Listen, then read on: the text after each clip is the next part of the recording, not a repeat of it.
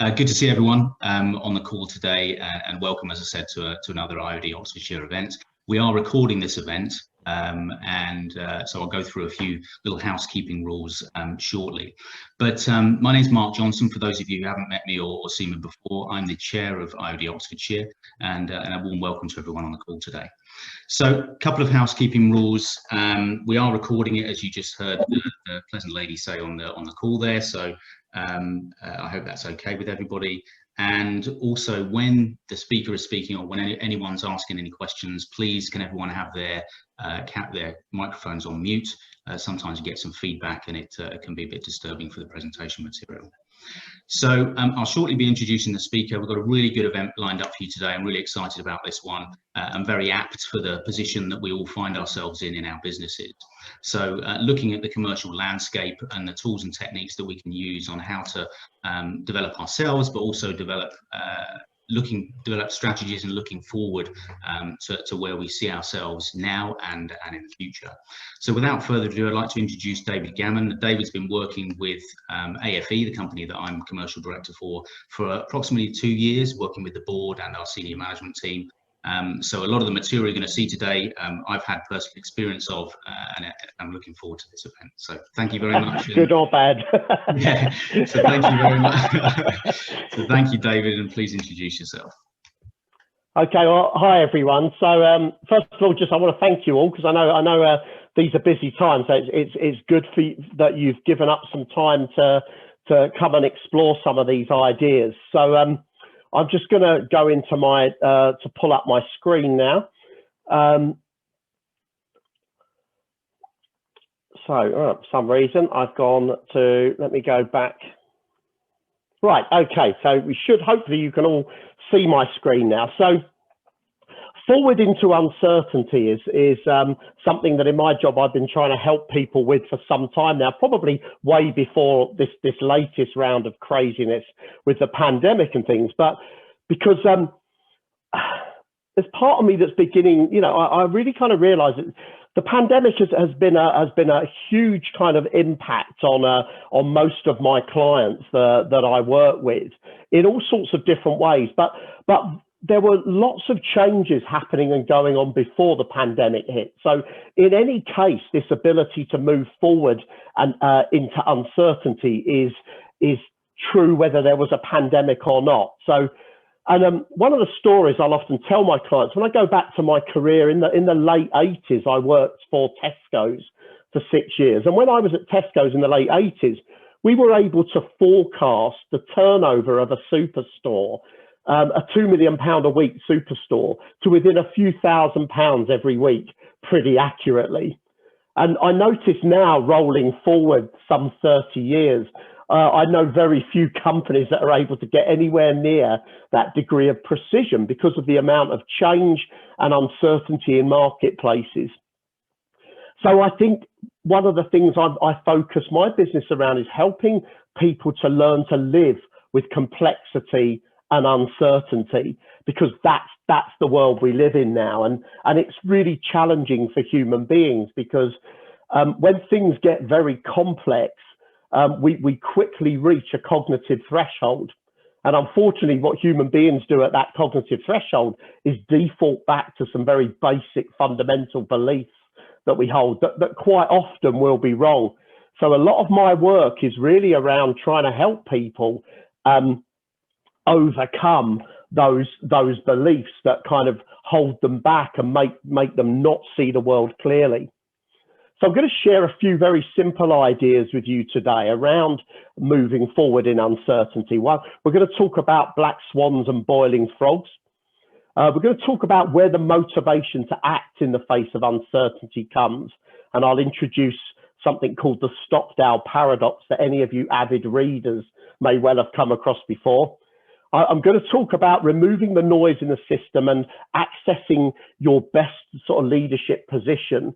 Really important from this kind of environment that we're able to see clearly, and then how we then convert that intention to act into action. So I say very simple ideas, nothing complicated here. So on the screen now, you can see a kind of spectrum of some of the types of clients I work with. I've been working with small businesses. So, and I define small businesses as anything between 2 and 100 million turnover. That's my sort of sweet spot across a range of sectors.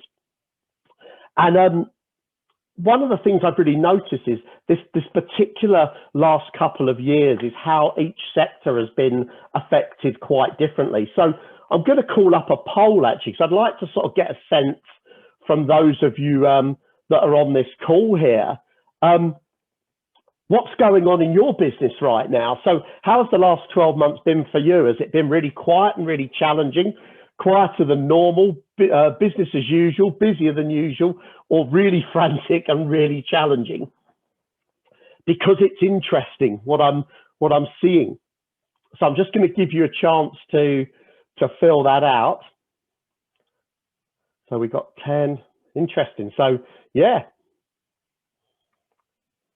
13, got one more. So this feels quite characteristic of what I'm seeing in my client base. So, you know, at one end of the spectrum, I work with 2 companies, one of whom builds swimming pools, and their business has exploded after a couple of weeks of it all quietening down when the first lockdown happened. Their business absolutely exploded, and they're now probably 4 times as busy as they were in the year previously in terms of swimming pool sales. And I work with a bike wholesaler, and those of you that are close to that industry, or even those of you that are cyclists, will know it's quite difficult getting hold of bikes and bike parts at the moment because the industry's overwhelmed. And at the other end of the spectrum, I work with a large furniture retailer who spent most of lockdown shut with people unable to access the stores. So a very different experience for them. And I also work with a couple of companies that have very close alliances or very closely allied to the hospitality sector. So it's been a strange time for them as well. So, but yeah, so I see here kind of in the main, most people busier than usual or business as usual, not many at the other end of this spectrum. So, Dave, do you want me to stop sharing the results now so you can move on? Yeah, I thought I had, but if I haven't, if you could do that. So just to give you a quick sense of my background. Just to give you a quick sense of my background, yeah. So I first entered the world of work as a 16-year-old in 1983. So I've kind of lived through quite a few of these major events that have happened. You know, in fact, I'm going to stop sharing my slides, and I'm just going to go in and share something else with you. Don't worry too much about this very busy diagram. This is on a website called visualcapitalist.com. And if you're not subscribing to it, I really suggest you do. Some of their infographics are incredibly powerful. But, you know, a lot of my career has been going through these periods. So, you know, I remember Black Monday. I remember the first Gulf War. I remember the 9/11 attacks, the SARS impact. And then, of course, the big global financial crisis, the Brexit vote, right up to COVID now. So these events are not that uncommon. And, you know, so the idea that, you know, this is particularly unique is maybe an interesting one that we need to explore.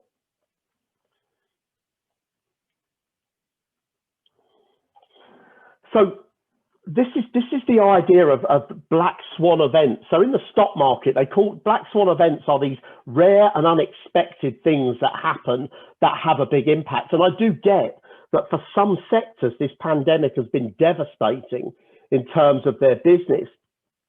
But in order to move forward from this point now, I think it's really important to reflect on where your company was at the beginning of this.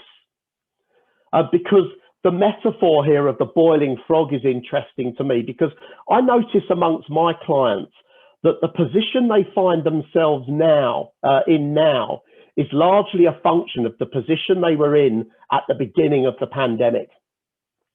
So the boiling frog metaphor is that it is said, and I haven't experimented with this personally, so no animals are harmed in this presentation.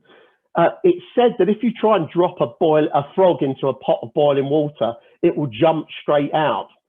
But if you put the frog in cold water and then gradually bring it to the boil, by the time the frog realizes it's in mortal jeopardy, it's too late.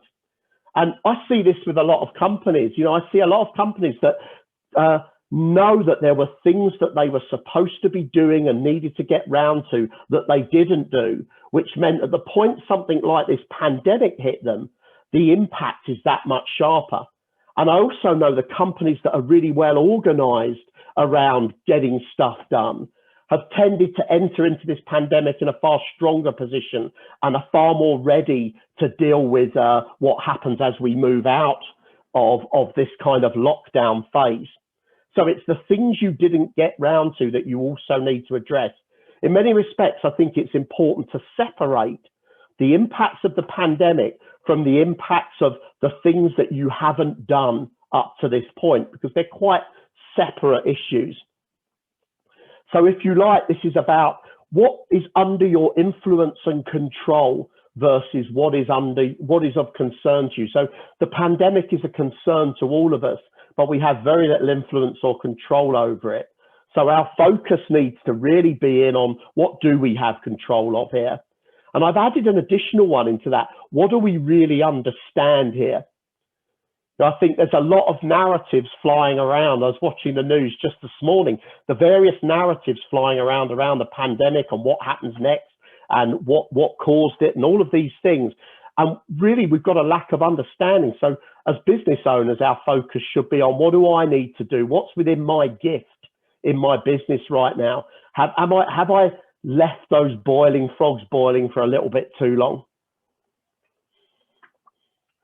And by way of a great example here, I work with a lighting wholesaler, and 4 or 5 years ago, way before the pandemic, we were doing an assessment of the business, and we recognized that they were excessively reliant on the hospitality sector, to the point, and now not for any reasons that we predicted a pandemic coming, but we had a conversation about diversifying.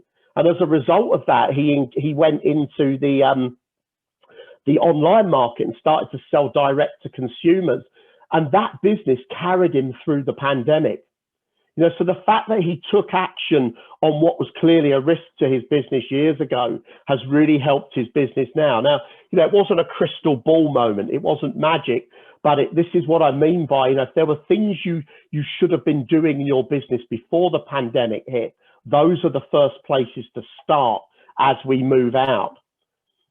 And that kind of really starts with looking at the reality of your company as your company is now. And this man, any of you that are prolific readers, if you've ever read the Jim Collins book, Good to Great, which is one of these kind of seminal business books, he talks about Jim Stockdale. So Jim Stockdale was the most senior ranking naval officer to be captured during the Vietnam War. He was shot down. His Skyhawk fighter was shot down by a missile, and he was imprisoned in the Hanoi Hilton, where he was subject to 7 years of regular beatings and torture. And when he got home, one of the questions he was asked a lot was, what got you through and what got other people through an ordeal like that? And the interesting thing that he came up with, he said, the optimists and the pessimists never made it. You know, the optimists would always say, we'll be out by Christmas. And his words were literally, they died of a broken heart when their optimism was unduly founded and they went past Christmas and then Easter and so on. Pessimists, on the other hand, just never had any hope. So the Stockdale paradox, which we all have to confront now, is this: the paradox is not losing faith that we'll get where we need to be in the end, but also the discipline to confront the brutal reality of where we are now. And I think this is really important for companies. And in my work, I use a very simple model, the companies are with, these kind of 4 levers of these 4 levers that they have control over. So I thought I'd share some of the observations I have from the clients I've been working with around each of these 4 levers. So obviously you start with the markets itself. So what customers are buying and what customers aren't, what sectors are alive and what sectors are not, and are there things you can do to move around and influence that? And then which of your products are selling and which ones are not? Are there products or adaptations to your product set that you can make? And what's happened to your position in the market? You know, has other competition emerged in a stronger position as we go through this pandemic? So, you know, your first place is always to look at your position in the market. Second is the customer journey. So a lot of my clients are experiencing their customers are shifting channels quite radically. So the old historic sales process that was being followed by that company is no longer working, and they've had to make adaptations to deal with the changes in customer behavior. And also, interestingly, there's an emergent shift in customers' expectations of execution now as well, because, you know, don't know if you've noticed, there's some supply chain shortages beginning to take quite a big bite out of a lot of my clients. So this whole customer journey has to be redefined as we move into this new world. Will it go back to the old channel? Is anybody's guess. My guess is probably not. My guess is we're through the wormhole now, and a lot more sales and marketing is taking place online than maybe before. Thirdly, the economic engine. And the thing I'm really noticing in the small businesses I work with is how buying has become so much more critical area of focus than it historically has been, primarily because of raw materials shortages, but also just to drive margin. So most of my clients spend the dominant amount of their energy on the sales and marketing end of their business, and you know, some of them even just have a very casual attitude towards purchasing, and they've had to really sharpen that up. But they're also having to be laser focused on cash flow. And in particularly, some of them we're monitoring cash burn. So one of the companies I worked for in my corporate career was a $1 billion US telecom startup where I was director of audit and risk management. And cash burn was a pretty critical number for that business, and it's been really helpful for some of my clients. So by cash burn, I mean, how much are you losing each month and how long have you got before you hit the ground? And other considerations that we're now talking about are things like business interruption loan and bounce back paybacks, which are going to become relevant to some companies soon as well. And then finally, what's the new structure of your company going to be? What's the shape of the team? What do you need going forward? My principle has been, you know, if you're sailing a ship into a storm, you want a very light, very highly performant crew. So we've been exploring, you know, as we come to the end of the furlough scheme here in the UK, what is the shape of the business going forward? And the other thing I'm noticing is I work with several clients in the automation space, is an explosion in interest in automation and systemization, particularly in manufacturing and engineering. You know, on the basis that we've now realized flesh and blood is quite vulnerable, whereas, you know, machines can, and also I think the economics of automation are coming more into play for small businesses now than maybe historically they were. The other thing I talk about with my clients as part of looking at their structure is what data flows do you need in the organization? What do you need to know and understand to make sense of this strange new world as we emerge into it? And almost some of them have shifted their key performance indicators around a little bit as we move forward. Cool, I'm going to just take a quick pause there just to catch up if there are any questions in the chat. So Mark or Julia, I don't know if you can, if you've got visibility of the chat. Is there any, I did see a couple of things pop in. So there's no direct questions in the chat, Dave, but I'd like to put it out to the audience actually, and just say, in any of the specifically in these 4 variables, has anybody got anything they'd like to share about their own businesses, and before we move on to the next stage of the presentation, or anything they want to share with the group with regard to any of those areas that they're particularly having challenges with, or that their companies have been successful at? I'd like to just throw something in. It's only a small sample, but a sample of some pretty significant companies. And what I'm hearing, I have a training and development business, What I'm hearing is that, you know, budgets are under pressure. And I haven't heard that for a while. You know, back in 2008, when the world last changed massively, budgets disappeared, and that was understandable to an extent. Yeah. But you know, there is a lot of talk with companies who are, you know, pretty big in the business world, saying we've got this project, Richard. It's going to be about £50,000 or whatever it is, but the budgets are really under pressure. So, you know. Yeah. Mark, what sort of training do you do, if I can just ask? It's Richard. My business, Richard. Oh, Richard. sorry, Richard. Yeah, I'm looking at Mark talking to Richard. Sorry, No, sorry, right. Richard. So I work in the area of workload and key result delivery. So my clients get 53 minutes extra productive capacity per person per day, measured 1 month after our training. That's my core product. Right. That's across thousands of people. So it's workload priority, sort of project management, Gotcha. working smarter. Yeah. So if anything, something that they really need right now, one of the great challenges for those of us in this training, coaching, mentoring type of world is right at the time when businesses need this kind of stuff is also the time when they're most reluctant to engage in these types of conversations. So absolutely. That's you really know, helpful, Richard. They want it, Dave. They want it. But, you know, just to reinforce what you were saying earlier on, you know, people are looking at that sort of that purchasing side of the ledger. And, you know, they're not saying we're not going to do it. They're just saying, you know, maybe we need to look at the rates again. Speak to me in 6 months. Yeah. Yeah. And Thank you, did I see Richard. Joanne's put her hand up as well, I noticed, Mark. Hi, Yeah. Joanne. Hi, how's everyone? Just a comment about the industry we're in, which is renewable energy. So raising capital has been very difficult because obviously uncertainty in timelines. So we've done all the other things, you know, we've had to let consultants go, you know, we reduced our overheads to the absolute minimum, but it's still very difficult to then secure that capital from either the normal channels, the banks, obviously not from the banks because they're not lending to anybody, but it's from PE, from other capital raises. So that's caused us probably a 2-year lag in our development.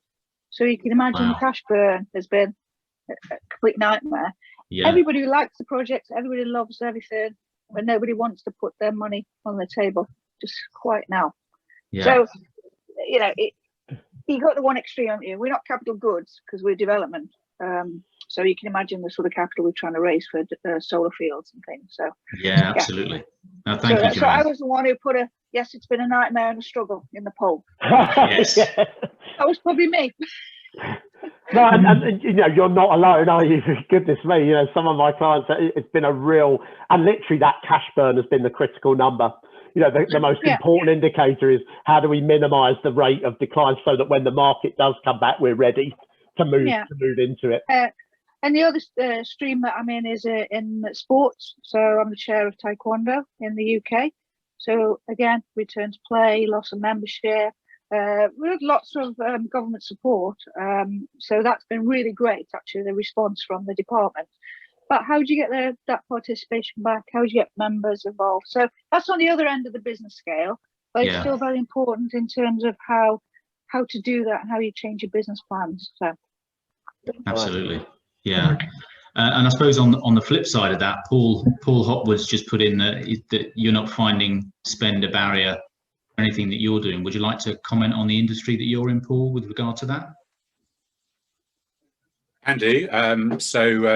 Along with a few other consultants on this call, I'm a leadership trainer and consultant, business advisor, if you like, working with a range of medium-sized businesses, typically similar to Dave. I'm not finding spend a barrier, but I think the conversation has had to shift very much away from here's a project, this is what it's going to cost, over to let's actually discuss the value you're going to get from this project first, and if we can quantify that in some sense, then the fee goes away, providing that can be guaranteed, if you like. That was my point. Yeah, Do you, great point. do you think the measurement of these projects is going to be scrutinised a lot heavier? And going back to Richard's point about the fact that there's going to be some pauses put on until we can see that we're going to realise some actual tangible benefit from these projects. Maybe all projects need a tangible result, but maybe more so than pre-pandemic. Yeah, I think so. I think anyone that sells to SME in my world knows that they never have a budget for what we do anyway. So I don't think that's any different. But I think the idea of guaranteeing results has definitely increased, and the idea of creating quantifiables rather than just doing it for entertainment value, if you like. We've actually got to make sure we get a return on this investment. No, that's great. Thank you, Paul. Nice. And Anthony, would you like to raise a point? Yeah, sure. Well, I'd like probably to add some markets which we could consider, because I'm based in Geneva in Switzerland, and I'm dealing with the EU. And Switzerland, as everybody knows, is probably made up of 3 countries. There's the French, German and Italian part. So we have a lot. I'm specialised in SMEs, and we have a group of consultants in Geneva that basically we're in Cranfield. I don't think it was here, Cranfield Business School. And so we've originated there, so we deal in supply chain. And there's a lot of possibilities, because the Swiss are very outgoing, and they're looking at export markets as well as acting as incoming goods as well. And I think that one should consider the markets in Europe. Because of Brexit, there's a lot of opportunities now that they weren't there before, in particular in Switzerland, because even the Swiss have, as probably has been in the news, have problems with universities, in that people are having problems getting finance in terms of projects and things like this. So the Swiss are different with the EU, which yet hasn't been resolved. So Switzerland is not really, we have bilateral agreements, but we're also we just signed last year an agreement with the UK in terms of finance and a trade agreement. So I think there's lots of opportunities in Switzerland, as well as other countries in the EU, that I agree with Dave that you should probably also consider. That's really interesting. Thanks, Anthony. And I think, have you got any comment on that at all, Dave, before we go to Mick? No, you're right. I mean, one of the things I think is interesting here is, and we're going to come onto it in another slide in a minute, is how people's thinking about their business plays a huge role in this, because a lot of people initially, they're quite reluctant to move markets, but if your market's dead, you've got one of 2 options. You either move markets or your business follows the market you're in. It really is very simple to me, and it's trying to get people past these objections, and that includes, Anthony, kind of exporting and looking at overseas markets, where historically a lot of my client base is quite UK centric, I think, and actually getting them to, shaking them a little bit. But of course, there's probably a whole nother webinar about Brexit, isn't it? So I don't want to be the one in the front of the screen on that one. So, but should we just hear from Mick as well? And yes, and then I think if anyone's got any other comments or anything, please put them in the chat, and we'll pick them up towards the end. But Mick, if you'd like to go ahead, please. Yeah, no problem. So I'm in the GRC game, governance, risk and compliance. So very much in the thick of uncertainty and complexity. And I think that the nature of complexity is unpredictable by its nature.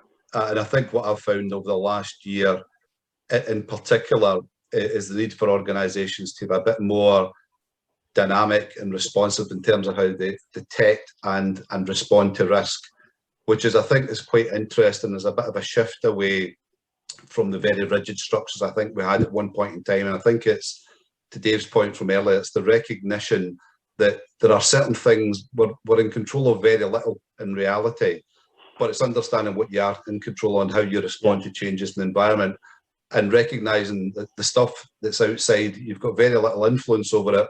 All you can really influence is your response to it.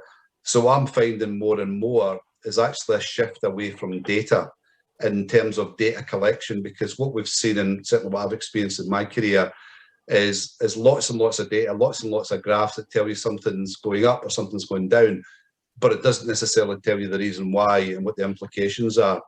So what I'm finding more and more is the need for contextualization, so that leaders can then make, you know, decisions based upon that data, as opposed to having tomes of graphs and pie charts and all these colourful things that tell you something but don't necessarily give you an understanding of the implications, the reason why, and the need to act to then make decisions. There's a saying I often use with my clients, I think is more true now than ever in these kind of times, is antennas up. You know, it's if you're not talking to your customers, talking to your suppliers, finding out the lay of the land, you're going to miss. I think you're going to miss the wave when the wave does come back. If you're not, you know, if you're not sitting at the edge of the sea, watching the surf very carefully right now, you know, and I think that's a real truism for me. And I think it's that blended approach of data and qualitative information, isn't it? The feedback we're getting from people. Right. Great. Cool. Thanks everyone. Some really useful comments there. They're really kind of I'll jump back in. So, by the way, if you want it, I did at the beginning of the pandemic, or so about halfway through, I prepared a kind of a simple one-page checklist of key questions underneath each of these categories. If you want it, just drop me an email at dave@sixcentsbusiness.com and I'll happily email that out to you. It's just something my clients found useful as something to ruminate over in terms of looking at their businesses. So let's move on. So when you've got that sense of exactly where you are and you're able to reconnect with the vision of where you want to be, one of the challenges is how do we, one of the things, because human beings, you know, we're kind of wired to be, when we're uncertain or things are unfamiliar to us, we're kind of wired to present resistance to that because we don't know if it's dangerous to us primarily.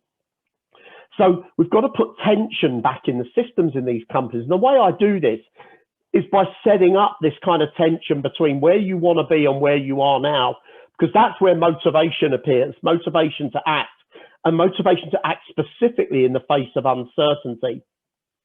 So I have a process I use called clean action taking, which is, you know, it's literally is a 5-step process. You know, where do you want to be?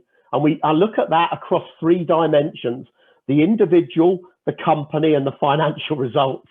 You know, where are you now? So confront brutal reality, you know, the STOCKDALE element. And it's the gap between those 2 things. When that is under sufficient tension, that's where motivation happens. And that's also where a plan can emerge, a clean action plan, a sequence of actions we can take.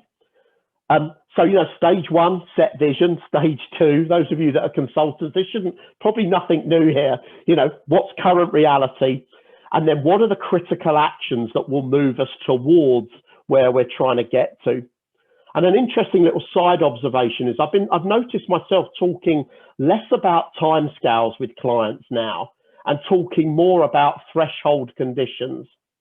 So as opposed to by June, this needs to have happened, it's almost like when the business is in this financial position, then we move to the next step. And I'm finding it a more helpful way of navigating people than trying to run deadlines against the face. Like you said, Mick, you know, in uncertainty, we're all just guessing.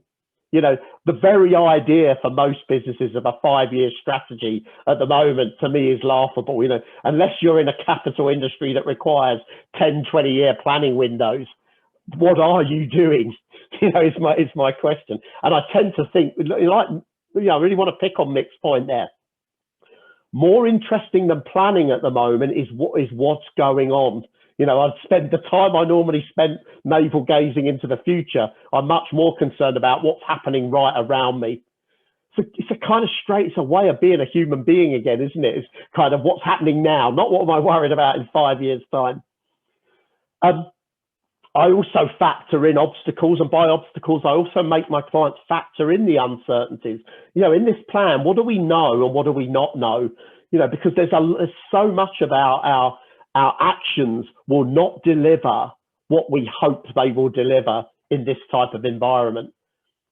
There's a really good book, if for those of you that are keen on reading about this, that really helped me shape some work I could do with clients, which is a book called The Watchman's Rattle by Rebecca Costa. And it's about how human beings cope with complexity and sudden change in useful ways. Really good book.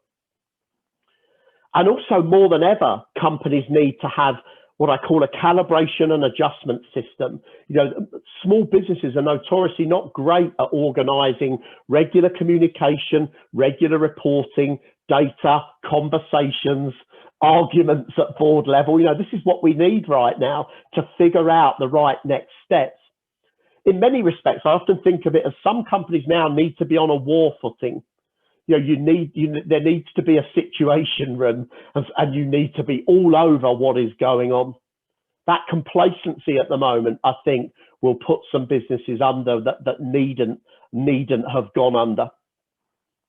Now, I call this clean action taking for a reason, and that is this: that, you know, what we need now is ideas, decisions, and quality actions taken. Now, the quality of those ideas, the effectiveness of those decisions and those actions always come back to two things: how the leadership in that business, how they see the world, so how they shape their perspective, and how they show up. You know, how they show up in what's going on. These are the two, to me, the two most important elements. Because there's an awful lot of noise in the system externally at the moment. There's an awful lot of contradictory information and data flying around.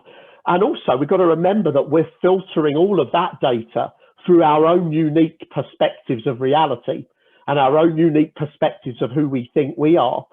So there's an awful lot of noise in the system, and part of my job is to create a clean action plan that is beyond that noise, to try to clear up as many of the biases, limitations, beliefs that are holding companies back. And I want to tell you a very quick story to kind of bring this alive, which was one of my swimming pool clients. I've worked with 2 or 3 swimming pool construction companies. They were based about 20 miles outside of London, just near Croydon, actually. And one of my first conversations with them as a client was, who do you sell to? You know, what's your geography? And the owner of the business said to me, we sell anywhere within a 20-mile radius of here, but we don't sell into central London. So my brain's thinking, well, if I drew a 20-mile line, Wimbledon and all of these other posh areas, Chelsea, are all within this. And I said, why do you not sell into London? And just to give you a bit of context, this owner had taken the business on from his father before him. And he said, because it's really difficult getting equipment and manpower and materials into central London, so we don't do that. And I remember I said one sentence to him. I said, well, someone must be. And just that limited belief that he'd held, and he got it from his father before him, you know, we don't do business in London, it's too bloody difficult.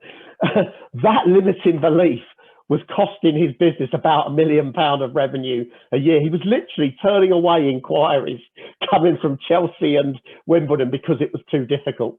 And of course, it wasn't that difficult at all. So that's what I mean by cleaning up our thinking. And that's why I think more than anything, we need to understand what's going on in our own heads that is preventing clarity. Because I know we've all got capability to the capability to access a number of key superpowers. You know, we've all got the ability to see things with clarity. We've all got the ability to commit to a course of action. We can connect with other people. We've all got the ability to build relationships. We have curiosity, creativity, and all the confidence we need. You know, with confidence, to me, by the way, it's just the ability to take these decisions or actions in the presence of uncertainty or risk. That to me is what confidence is. So to me, it always comes back to the leaders in the business. How are they seeing the world and how are they showing up in it? And I guess you either need to develop these skills or to kind of further enhance these skills, or you need to use someone to calibrate yourself against. So some of my clients use me as their calibration tool. I'm the one who can challenge that thinking, and others use me to help them develop those skills within themselves. And you can kind of bring all this together into this kind of clean action plan, which is the work that I fundamentally do, which is about, I'm only really concerned when a business isn't taking action. So my job is to help you figure out where you're trying to go, figure out with precision where you are now. And 20 years as an auditor really helps me with that, because I love getting in under the bonnet and figuring out the right steps moving forward. So that's how we deal with uncertainty. We accept and acknowledge that we are living in a very uncertain world. We accept the limitations that our own neurophysiology presents to us in those things, and we move around that, and we operate, and we probe. We probe at what's going on out there and keep ourselves moving forward. So those are the ideas I wanted to sort of share with you today. So which I've got through quicker than I imagined I would. So I'm going to stop and pause here, and let's see if there's any more observations, questions, or thoughts.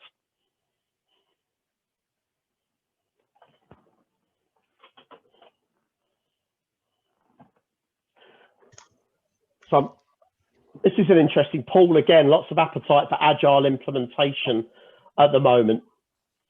Yeah, I get clients wanting to have 3 to 5 year plans. I guess my challenge is, how valuable are they? When I worked at Orange, we had a great example of this. France Telecom, which was our holding company, made us prepare a 5-year detailed line level strategic plan. And it took up the top 70 leadership team. It took us about 3 months of pretty hard work pulling this together. And we issued it to France Telecom, and they reviewed it, signed it off after a few amendments and said good. And then 2 months later, Apple launched the iPhone. Bang. Absolutely useless strategic plan with all that effort. And I think, yeah, Paul, exactly as you said, plans are useless, but the thinking behind it is critical.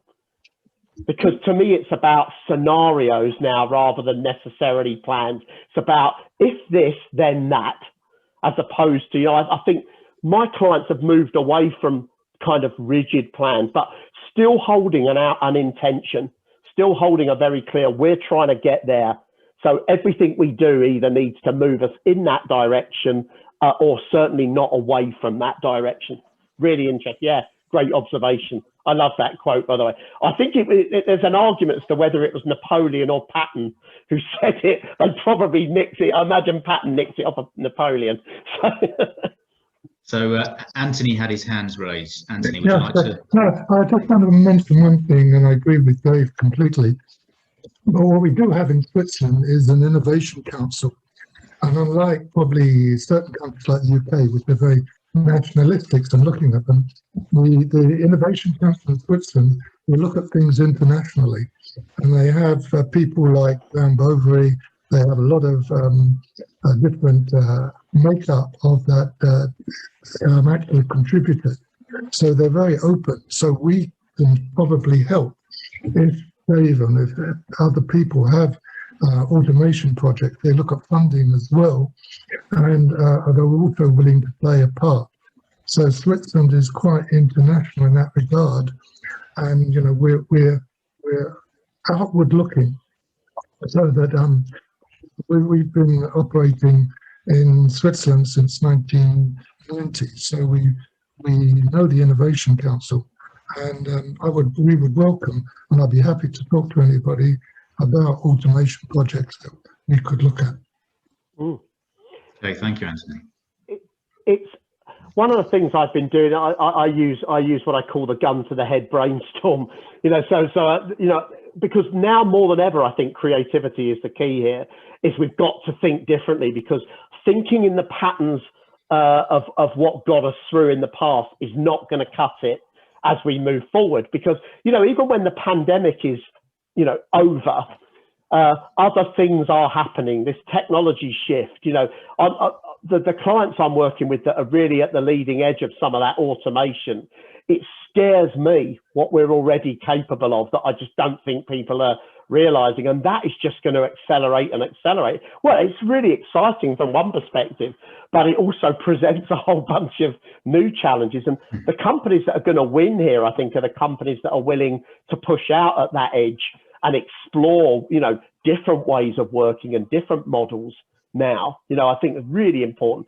Yeah, that innovation is key. So creativity to me is what it's all about right now.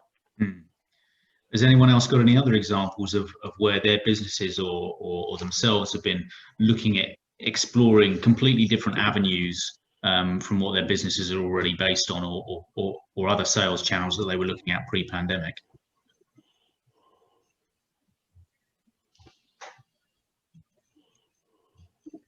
Okay. Paul's.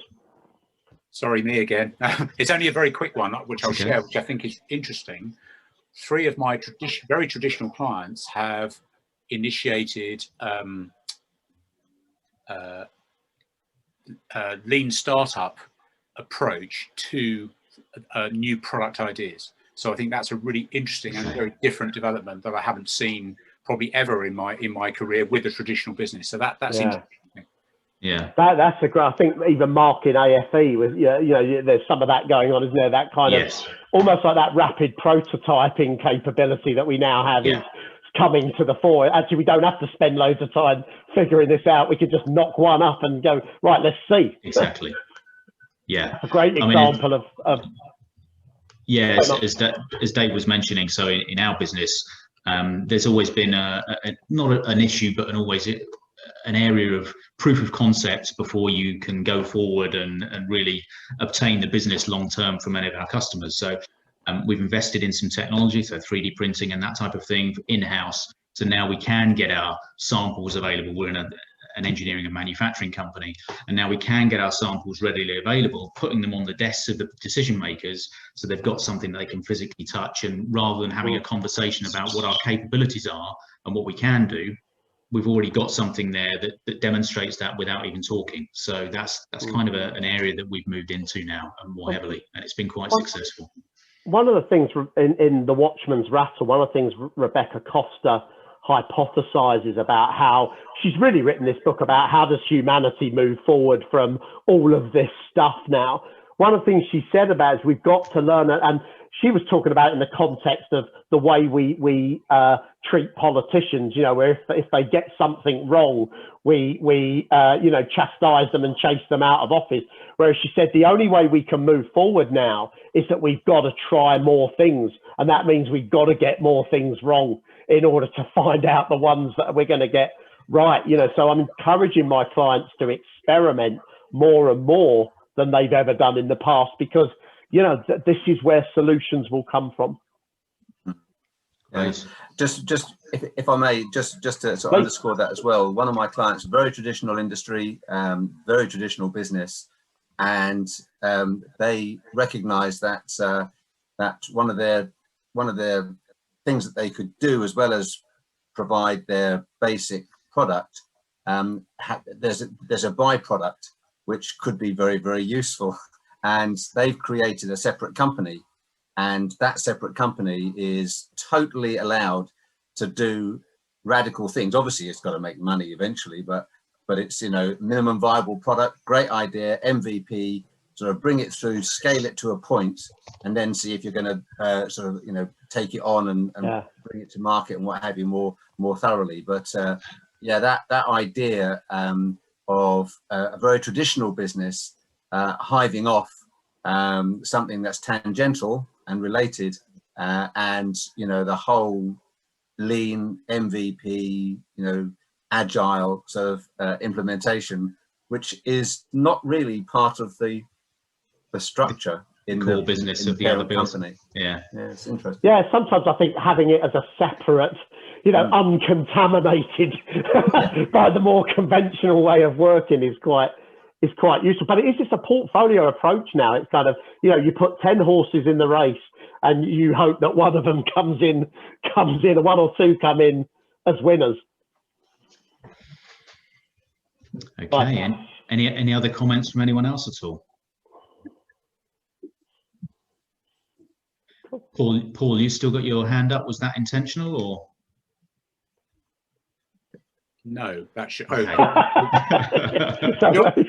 Do I have to clear it? I thought it just went. Sorry. That's all right. No, I'll lower it for you. There you go. Oh. Nope. There we go. Cool. Any final words from yourself, Dave, before we sum No, up? I just hope. Well, number one, it's been really interesting to get the different perspectives in on this as well, and to see that for different reasons we all appear to be pretty much in violent agreement with each other that, you know, things have to change. And I think it's beholden on everyone, business owners, consultants, advisors, coaches, to be the drivers of change now, to not remain, you know, to not sit and wait for the world to go back. You know, I despise this kind of new normal idea that's banding around. You know, as far as I'm concerned, today is new normal and tomorrow will be the newer normal. And you know, we've just got to get used to living with this uncertainty. Yeah, and that requires us to become more resilient and to demonstrate more willingness to move forward and to accept that we're going to get some stuff wrong in doing that, but also we're going to get some stuff right. That feels to me the right direction now. So that's my passing comment. But I've really enjoyed it. I want to thank everyone for participating as well. It's been really good fun. No, it's been good to see everyone and have everyone on the call. And just as some summing up, really. So if you're interested in seeing more about these sort of events, there'll be more of this coming after the summer. The summer period is we've broken, so from September onwards and going forward. If you're not a member of the IoD and you're thinking of joining, then we'd love to have you on board. There are some benefits for existing members to introduce new members, if you'd like to introduce colleagues or friends to join the IoD. And in order to get that, then you can contact Juliet Russian at the IoD or myself to get more information about that. Our next event, actually, before we break up for the summer, is going to be held at the Oxford Artisan Distillery. So we're doing a large gin tasting event for everyone who wants to get. And Tagore Ramuta, who's our ambassador for SME and startups, will be hosting it. He's part of the board of that company, so should be a really interesting event. Get to relax amongst peers and colleagues and get a good chat going with people you want to get introduced to. So would really love to see, of course. Yes, and some gin tasting as well. Yes, lest we forget the gin.